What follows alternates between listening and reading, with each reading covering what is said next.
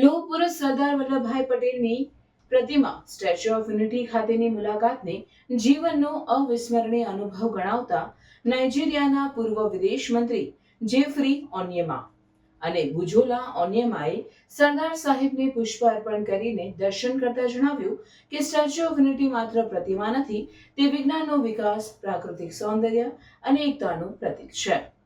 Statue of unity પરિસરમાં ગાઈડના માધ્યમથી મહેમાનોએ સરદાર સાહેબના જીવન, વિચારધારા અને યોગદાન અંગે વિસ્તૃત જાણકારી મેળવી હતી.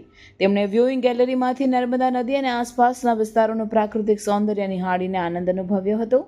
ઉપરાંત મહેમાનોએ જંગલ સફારી અને સરદાર સરોવર ડેમની પણ મુલાકાત લીધી હતી. ઉપરાંત મહેમાનોએ શૈક્ષણિક પ્રવાસે આવેલા વિદ્યાર્થીઓ સાથે પણ સંવાદ સાધીને સમૂહ તસવીર ખેંચાવી હતી. મહેમાનોએ આદરભાવ અને પ્રેમ આપવા બદલ ગુજરાત સરકાર અધિકારીઓ, કર્મચારીઓ અને નાગરિકોનો આભાર વ્યક્ત કર્યો હતો. આ અવસરે સ્ટેચ્યુ ઓફ યુનિટી ઓથોરિટીના અધિક કલેક્ટર ગોપાલ વામણિયા દ્વારા મહેમાનોને સરદાર સાહેબની સ્મૃતિચિહ્ન સ્વરૂપે પ્રતિકૃતિ ભેટ આપવામાં આવી હતી. પોતાના અહેસાસો વ્યક્ત કરતા મહેમાનોએ નોંધ પોથીમાં તેમના અનુભવો નોંધ્યા હતા.